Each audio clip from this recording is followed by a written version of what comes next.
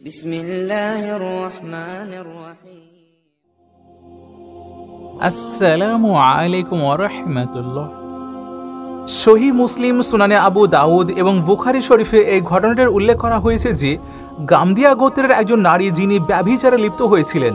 হযরত আনাস বিন মালিক রাদিয়াল্লাহু তাআলা আনহু বলছেন, সেই মহিলা নিজেই রাসূলুল্লাহ সাল্লাল্লাহু আলাইহি ওয়াসাল্লামের কাছে এসে নিজের অপরাধের স্বীকার করেন আর এত বেদনাদায়কভাবে কান্না করতে শুরু করলেন, এমন কান্না খুব কম মানুষ করতে পারে।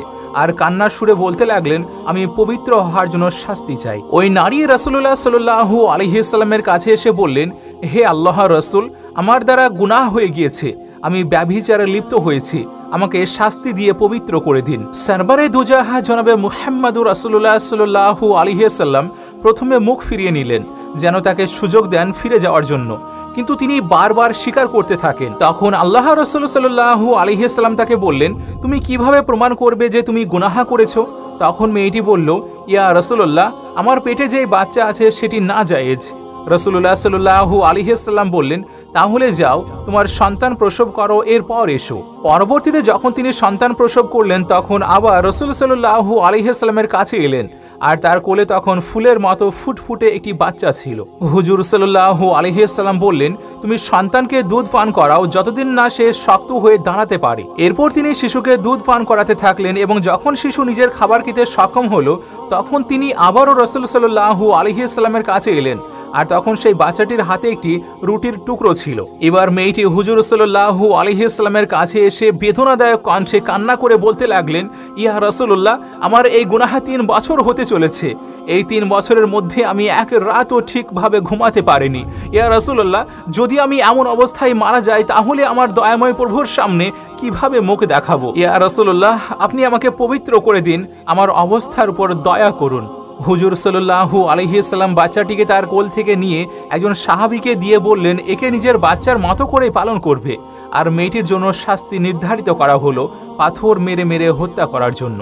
সাহাবারা ইরশাদ করছেন, যখন মেয়েটিকে পাথর লাগছিল তো অন্যদিকে হুজুর সাল্লাল্লাহু আলাইহি ওয়াসাল্লাম উদাসীনতার নিঃশ্বাস ফেলছিলেন। তারপর কেউ এসে একজন খবর দিয়ে গেল যে, ইয়া রাসূলুল্লাহ, সেই মেয়েটি ইন্তেকাল করে গিয়েছে। এরপর আল্লাহর মেহবুব বললেন, তাকে ভালো করে গোসল দাও, কাফন পরিয়ে দাও, আর যখন জানাজা তৈরি হয়ে যায় তখন আমাকে খবর দিও। হযরত আনাস বিন মালিক রাদিয়াল্লাহু তাআলা আনহু ইরশাদ করছেন, তার গোসল করানো হলো, কাফন পরানো হলো, জানাজার জন্য প্রস্তুত করা হলো, কিন্তু আমরা হয়রান তখন হলাম যখন আল্লাহর মেহবুব বললেন, সাফা তৈরি করো, আমি নিজেই এর জানাজা পড়াবো। তো তখন সাহাবারা অবাক হয়ে বলতে লাগলো, ইয়া আল্লাহর রাসূল, আপনি কি এমন মহিলার জানাজা পড়াচ্ছেন যে ব্যভিচার করেছিল, যে মহিলা নাজায়েজ বাচ্চা জন্ম দিয়েছে?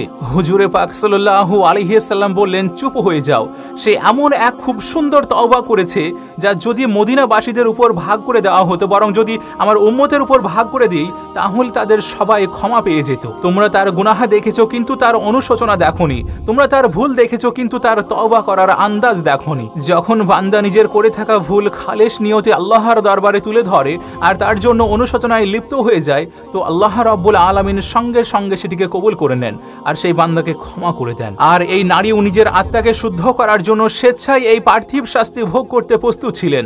আর যেটিকে দেখে অনুমান করা যায় সেই মেয়েটি কতটা উচ্চ মানের ঈমান পেয়ে গিয়েছিলেন। এই ব্যভিচারের রেফারেন্সে আরও একটি ঘটনার উল্লেখ করা হয়ে থাকে।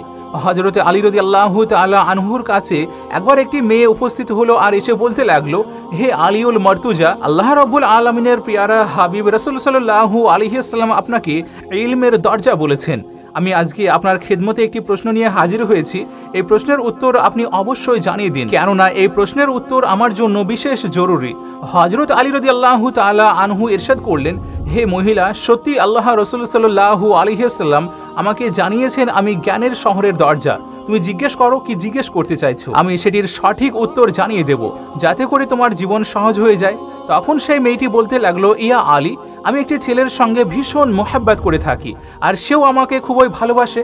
তো আমি সেই ছেলেটির সঙ্গে মোহাব্বত করে থাকি শুধু আমার রুহকে শান্তি পৌঁছানোর জন্য, কিন্তু সেই ব্যক্তি আমাকে স্পর্শ করার চেষ্টা করে, সে আমার শরীরের দিকে তার হাতকে বাড়িয়ে দেওয়ার চেষ্টা করে, সে আমাকে স্পর্শ এমনভাবে করে থাকে যেন মনে হয় সে তার নাফসানি খাহিসাতকে জাগ্রত করতে চাইছে। হে আলিউল মর্তুজা, আমি এটি জিজ্ঞেস করতে চাইছি, যদি সে আমার শরীরকে স্পর্শ করে নেয়, যদি সে তার নাফসানি খাহিসাতকে পূরণ করে নেয়, যদি সে তার ক্ষুধাকে মিটিয়ে নেয়, তাহলে কি এটি জায়েজ আছে? আমি কি তার সঙ্গে আমার শরীরকে শেয়ার করতে পারবো?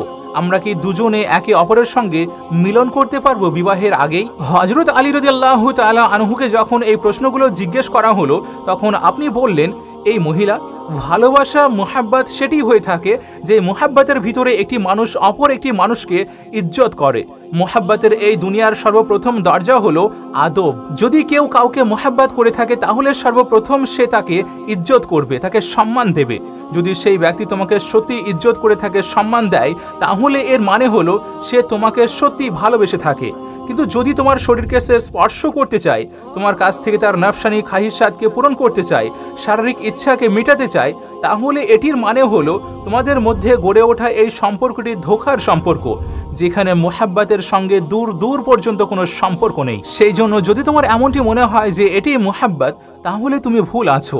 এটি কখনোই মুহাব্বত হতে পারে না, বরং এটি তো সোজাসুজি নিজের খাহেশকে, নিজের শারীরিক ইচ্ছাকে মেটানোর একটি পদ্ধতি মাত্র। আর এর উপরে তোমরা তোমাদের জীবনকে অতিবাহিত করছো।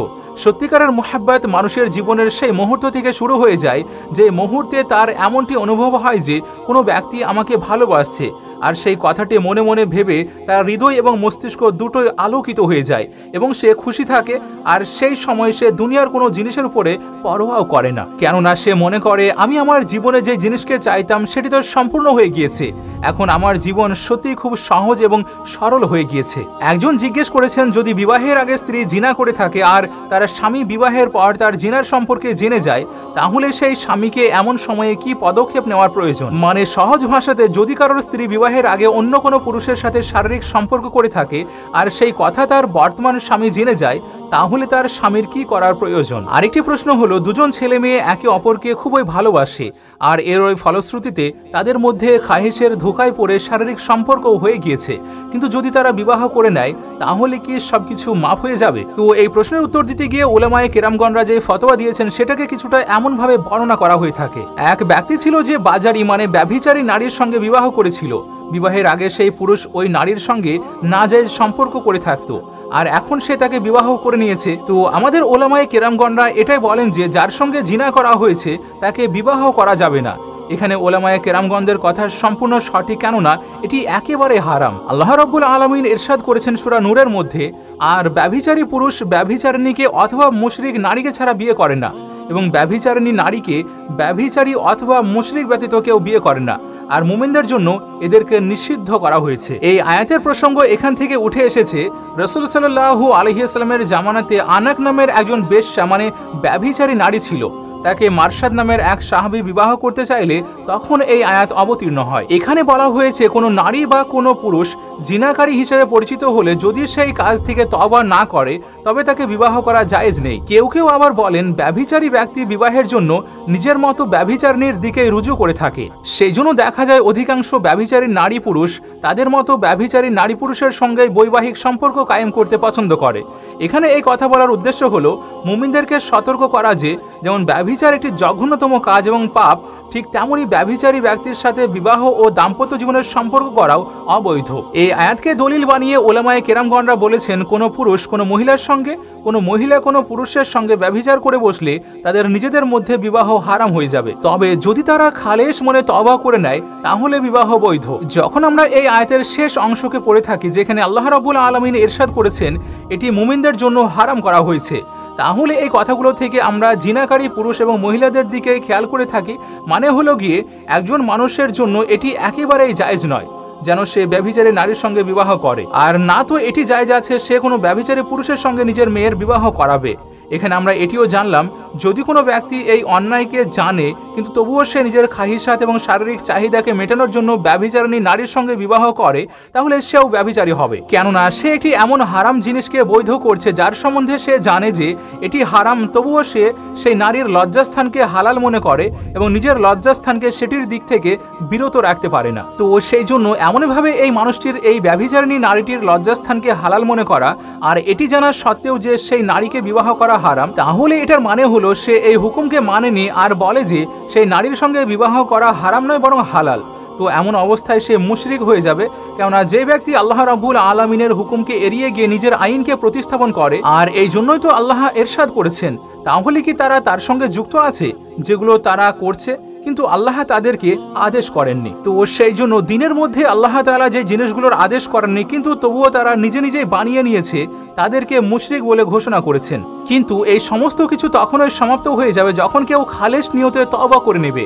আর এমনভাবে যদি ব্যভিচারিণী নারী অথবা পুরুষরা তওবা করে নেয় তাহলে সেখান থেকে সেও মুক্তি পেয়ে যাবে। তো সেই জন্য যদি ব্যভিচারী পুরুষ এবং ব্যভিচারিণী নারী তওবা করে নেয় তাহলে সেই নিকাহ হালাল হয়ে যাবে। আরেকটি প্রশ্ন হলো, বিবাহের আগে তার স্ত্রী অন্য কোনো পুরুষের সঙ্গে জিনা করেছে আর স্ত্রীর জিনার খবর তার স্বামী জেনে গিয়েছে, তাহলে এখানে একজন স্বামীর উপর কোন আদেশ লাগু হবে? যদিও এই প্রশ্নের উত্তর হাদিস কিংবা কুরআন পাক থেকে জানা নেই, কিন্তু আমার ব্যক্তিগত মতামত হলো আপনি সর্বপ্রথম আপনার স্ত্রীকে জিজ্ঞেস করবেন সে কি পূর্ববর্তী কাজের জন্য তওবা করে নিয়েছে।